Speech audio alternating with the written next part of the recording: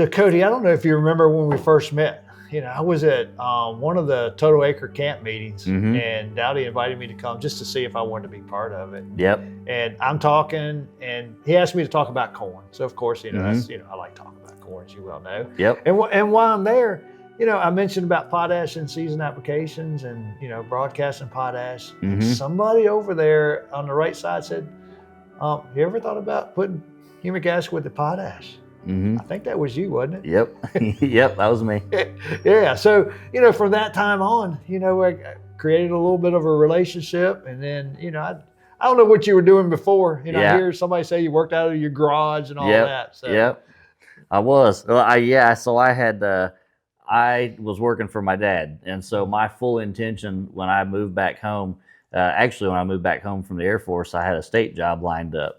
And Illinois, being typical Illinois, they were broke, and so they had a hiring freeze. And they said, "Well, we don't know when we're going to be able to hire." And I was like, "Oh man, that's not good, I got bills to pay." And my dad had just went independent as an agronomist, and he's been in seed and chems forever. And he said, "You can come work for me. I need help anyways." I said, "Okay."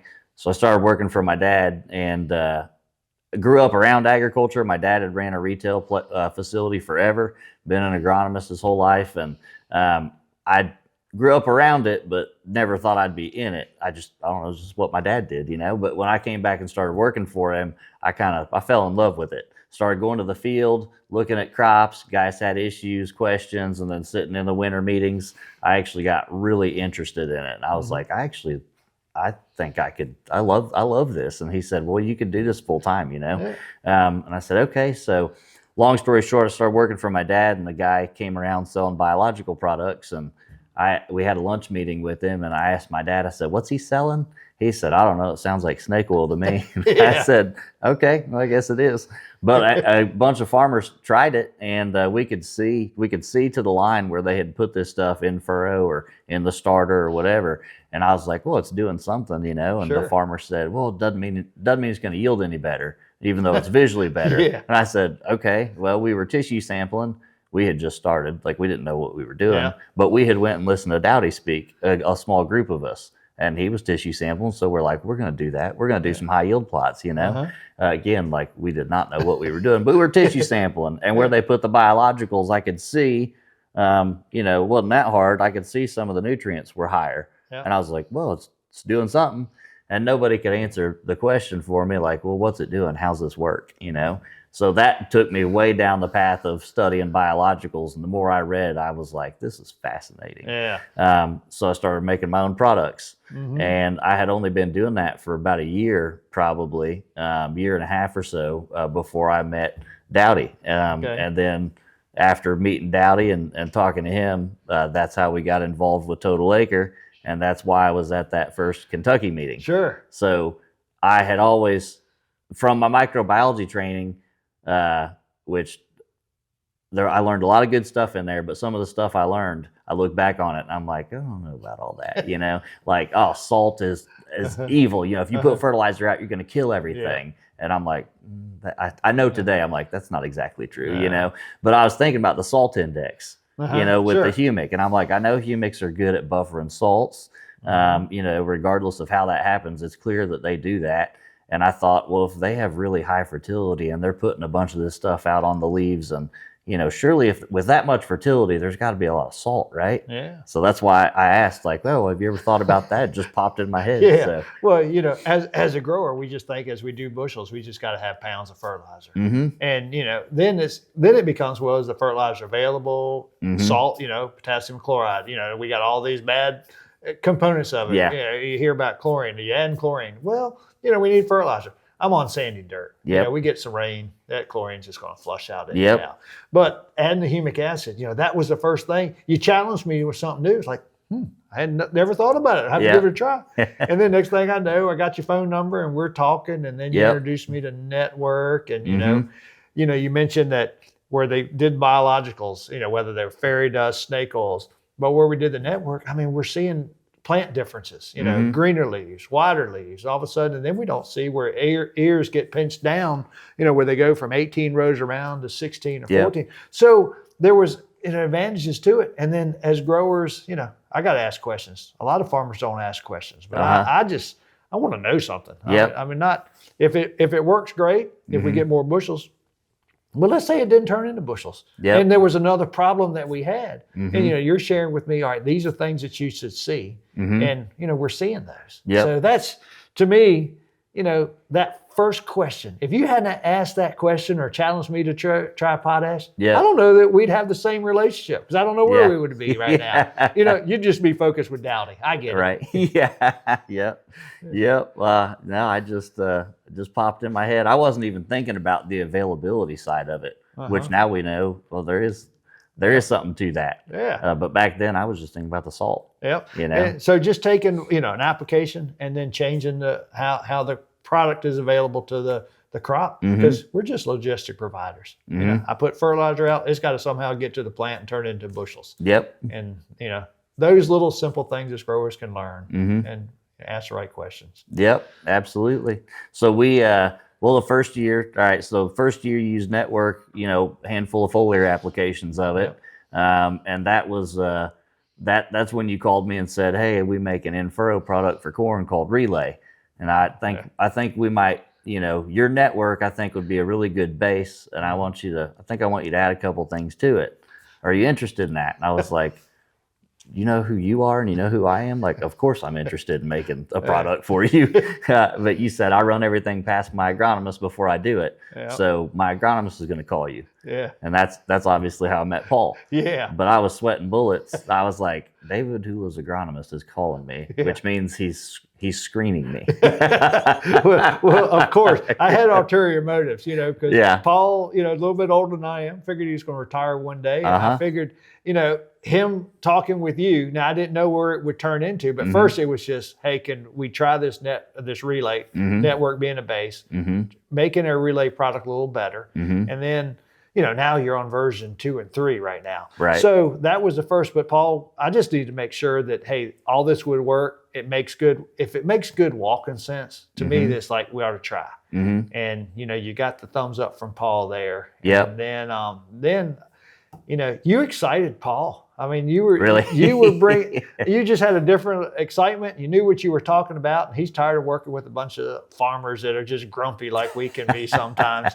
So but the plan was, when Paul retired, you were going to be my plan B. Yeah. But I don't think that's going to happen now. So I don't know what I'm going to do. So. Oh man. Well, we'll figure something out. Yeah, that's right.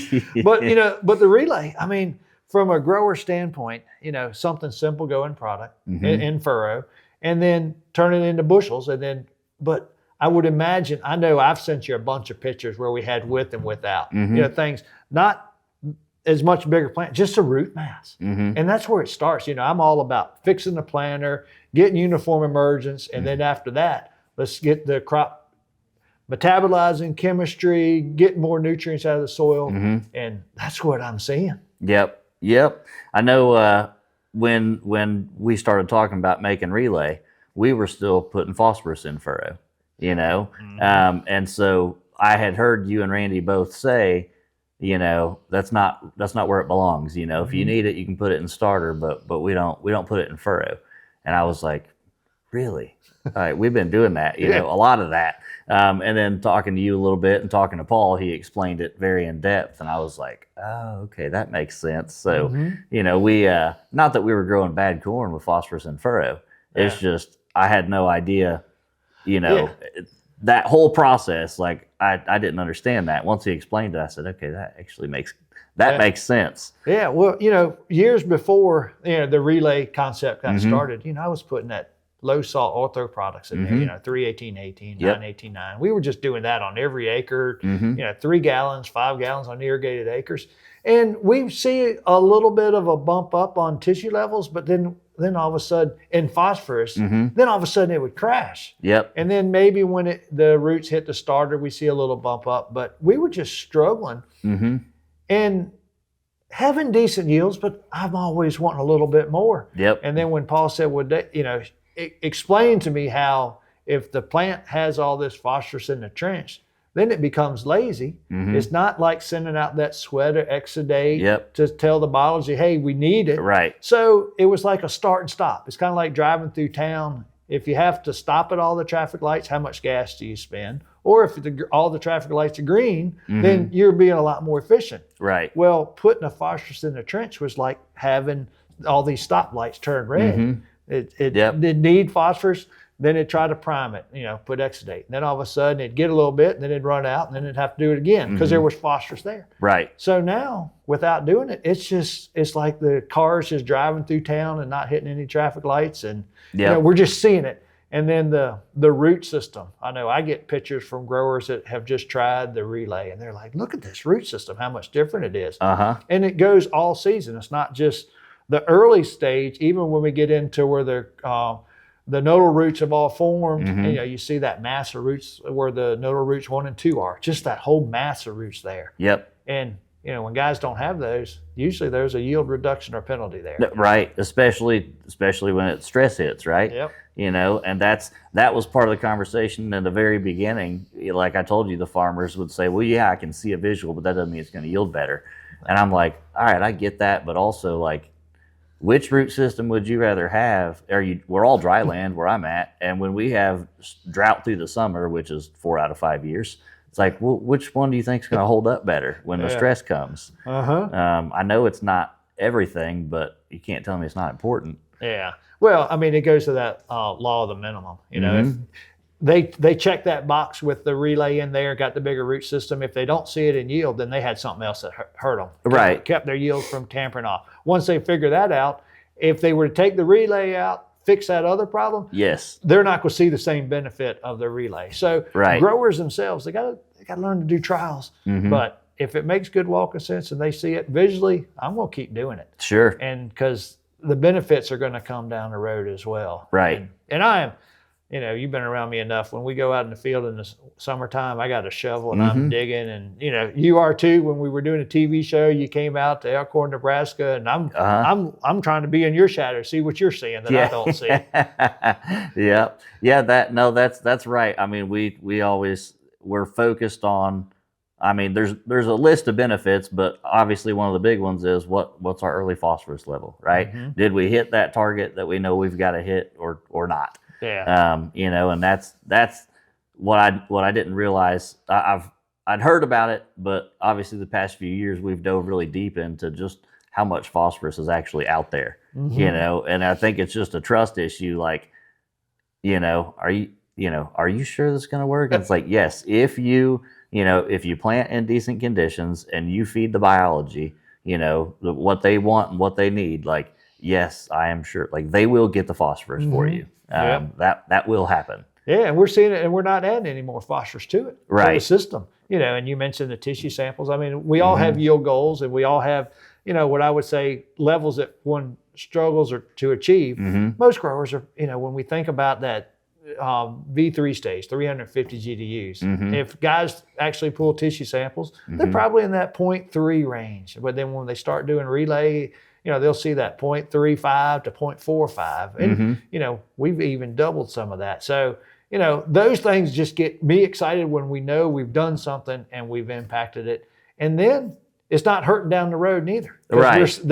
The levels are going to drop over time anyway. Right. But if we start high and keep that drop from falling fast, then, growers are going to see that on a yield. They're right. Yep, absolutely.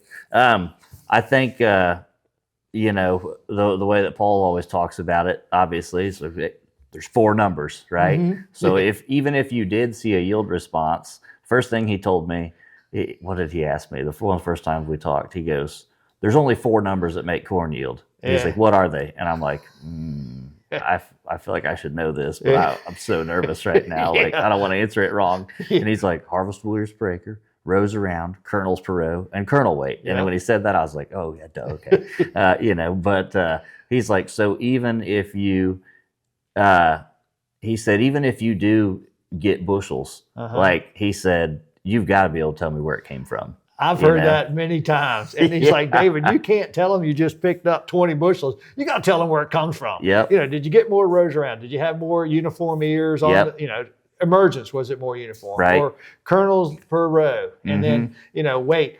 Oftentimes people talk about test weight. Yeah. But that's not what Paul's talking about. No. He wants to know how many kernels it takes to make that bushel. Right. And, Yep.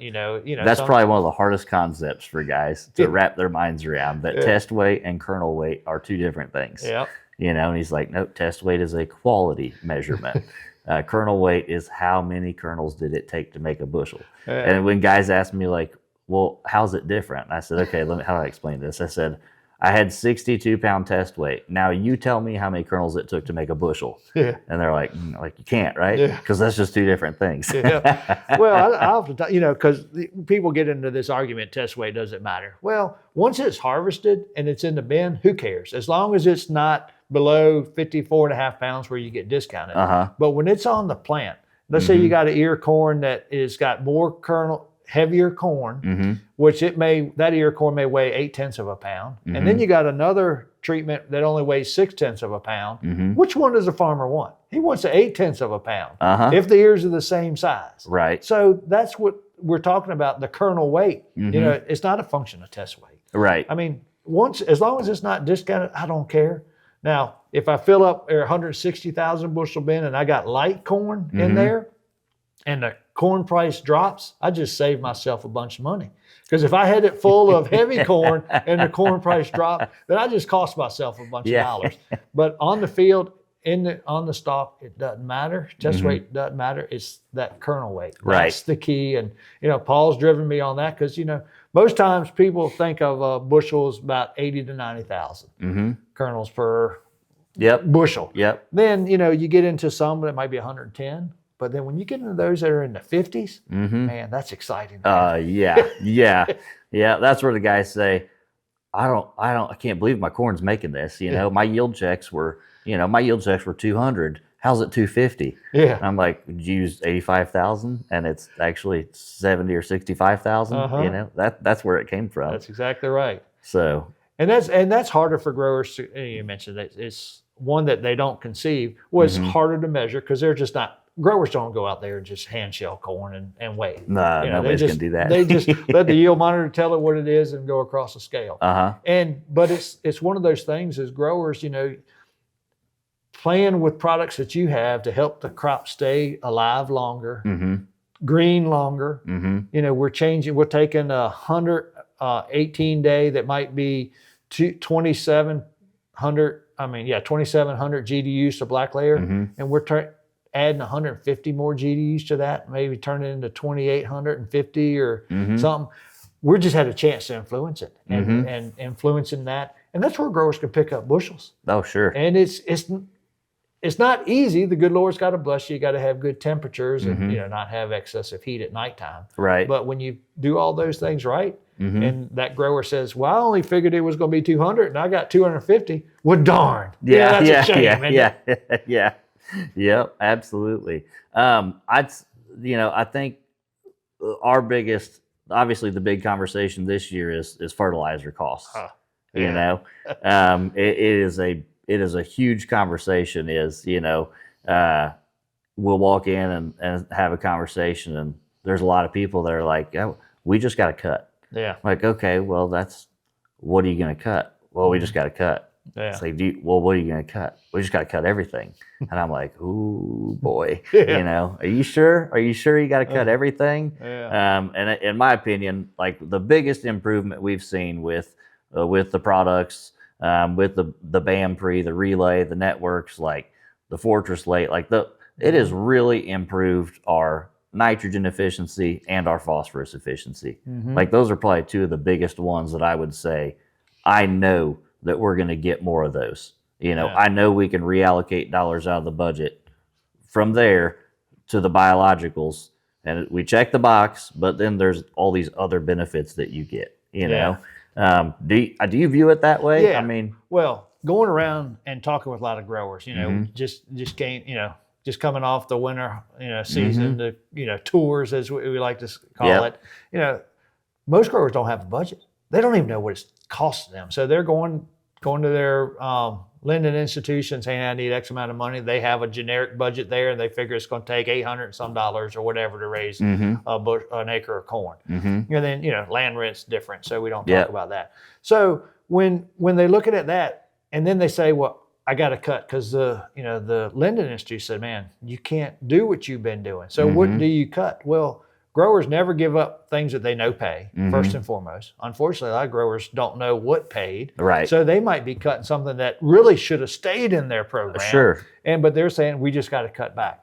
Here at Renwood, we've been doing, 1 acre grid soil samples. When fertilizer prices were reasonable, I'm not saying we were putting any excessive, but we were building, and we've been incorporating some chicken litter.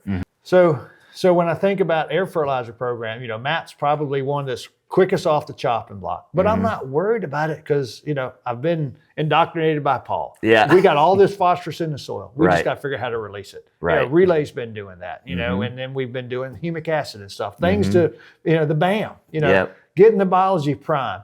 Now we got frozen ground, ice on it right now, no biology, and it's not dead, it's just slowed down, it's moved further in the ground.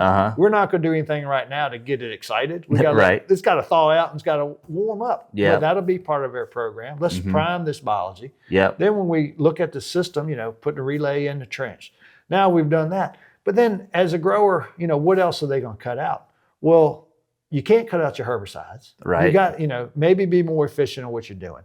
You talk about NUE on nitrogen. Well, all right, NUE to me is kind of a misnomer.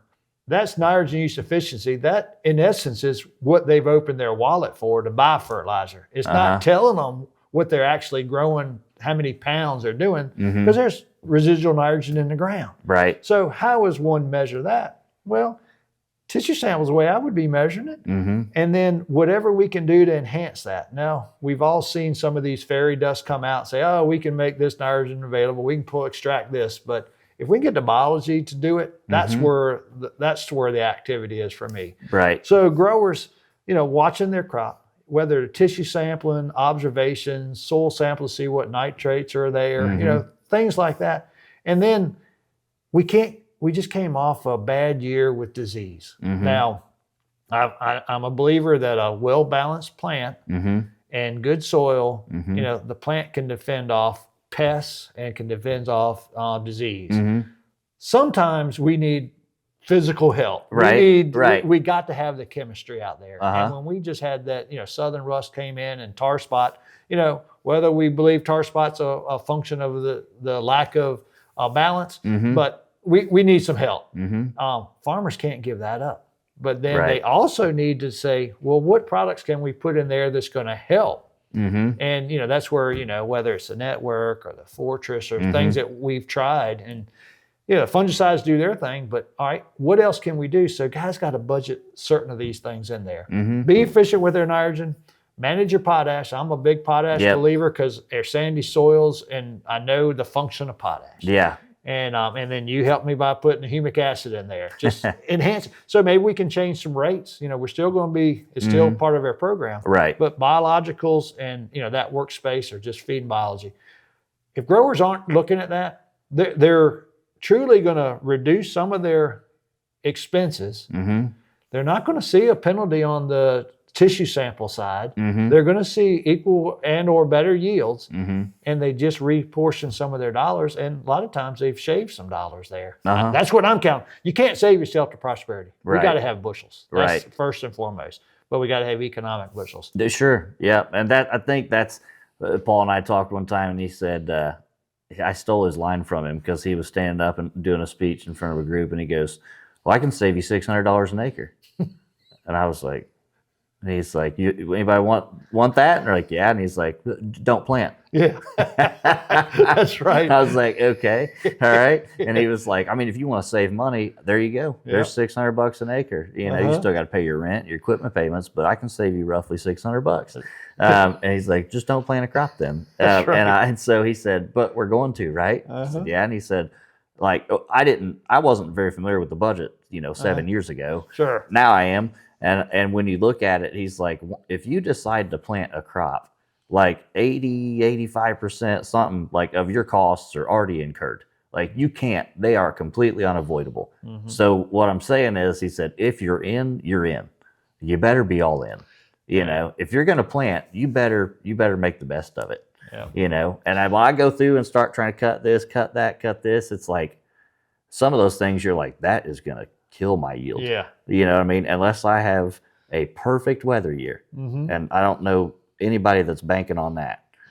Well, they kind of are if they're Sure. going to cut everything. Yeah, You are they banking on better. perfect weather. Yeah. Yeah. But I've never seen one of those. Uh-huh. So I'm like, oh, yeah, it's really not. Like he's right. Like if you're in, you're in. You Yeah. know, you better make the most you we're not going to do anything reckless. You know, there's not. You don't go throw the kitchen sink at it. Sure. And I agree. I mean, if you're going to plant a crop, you know, whether it's a cover crop or just a cash crop, you know, you got to plant it. Don't, you know, I see these guys that are just broadcasting small grain and they're going to call that a cover crop. Well, that's not a crop because you just threw it out there. When you throw your wheat crop or your soybean crop out there, no, you're going to seed it. So as a grower, they got to focus on the things, you know, go back to the basics or the fundamentals. You know, like if you're playing basketball, you got to learn how to dribble, you got to learn how to pass. And then, you know, cropping, we got to make sure our planter's right. We got to make sure our fertility's right. And then we got to make sure we got the right seed and manage risk. That's the other thing I really like to do. And from a grower standpoint, risk management, you either got fertilizer expenses or you got fertilizer plus something to help carry you on through the season. And, you know, whether it's biologicals or timing, you know, sometimes you can cheat the system by going out there and going across the crop a lot more times, but that's more cost because now you got that sprayer going across the ground, or if you're knifing in fertilizer, you got those added costs there. So we're not saving anything. Right. So as a grower, you know, we got to sit back, and Paul's right. You either plant or you don't plant. Right. And, you know, there is that 10, 15% that, all right, this is kind of a slush. But that's like, to me, an emergency fund. That's like when that southern rust comes in. You know, we got to stop that because, I mean, how many guys have you heard said, hey, where we sprayed, we picked up 20 to 60 bushels. Well, when you're servicing debt, that 20 to 60 bushels would have been nice to have. Yeah. And I truly did not know that there was that many people that still didn't apply fungicides. Yeah. I was like, is that really a thing? Like zero fungicide? I didn't know that was. Yeah, well, during that Pro Farmer crop tour that we were on, my wife wanted to know, because I had them, you know, kind of like a sunblock white shirt that I wore every day, and it wasn't white when I got out of the field. And she's like, what were you doing? Yeah. Like walking fields and the southern. But it was neat when you saw the field where somebody was, you know, proactive or made applications, either curative or, you know, prevented it. I mean, crop looked great. And then the neighbors right there, you know, they're regretting their decisions. And, you know, so, you know, whether it's for the, you know, the BSFs out there, the chemical industries, you know, they probably can take advantage of it. But also people like yourself where, hey, you put this application of fungicide, then you add another product that's going to extend it. Because I've seen pictures that, you know, farmers have taken, you've taken, where the crop just looks better when you add those products that go along with it. Right. And that's exciting, start to finish. Yeah. Planter, in-furrow, all season, manage the crop. It's a crop. All in. Yep. All in. Yep. Well, I learned a lot from you, a whole lot. I don't get to repeat everything, you know, because some of it was confidential, but some of it I do get to share. Yeah, that's right. But no, I learned a lot from you, and I can't thank you enough for introducing me to Paul. Like, obviously, I've picked his brain for 6 years now. I wear him out. Well, I think, you know, you're probably a lot better at retaining what he shares, because the worst thing, you know, I don't like having the same failure twice, but I sure hate asking Paul the same question twice because he's like, I already explained this to you. Yeah. And, but sometimes I can't retain it as well as I once could. So that's just the way it is, though. And I'm like, me and Paul have joked about it before. I'm like, we got job security. Like, we're good, honestly. Like, you have the same conversation for 7 years.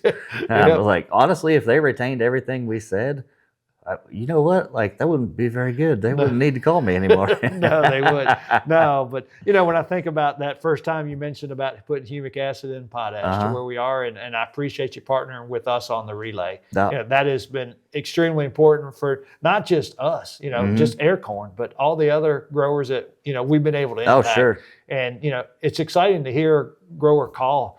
So, man, all right, I tried it. Holy smoke. And then, you know, now they're buying tanker loads. Yes. Or, you know, a lot more totes, a half a semi load. So it's the number one product that I get so many phone calls and pictures about every year. And then at the end of the year, you know, I get all these phone calls like, this guy got I don't even usually say it, how many bushels they picked up, because I'm like, you can't advertise that, because that people go, oh, you're full of crap. But we get some really good reports, a lot of them. So it's been a great partnership. Yeah, and the cool thing is you stand behind your products. I mean, you got you're not out there just trying to sell a product. You're selling something that's going to work, and that's what we're seeing. And I'm the same way. I don't want to talk about something that doesn't work. Right. Yeah. Because I want that grower to continue to call me. Yeah, absolutely. So, Me too. So it's been fun. Yes. Yeah. Well, thank you so much for everything. Yep.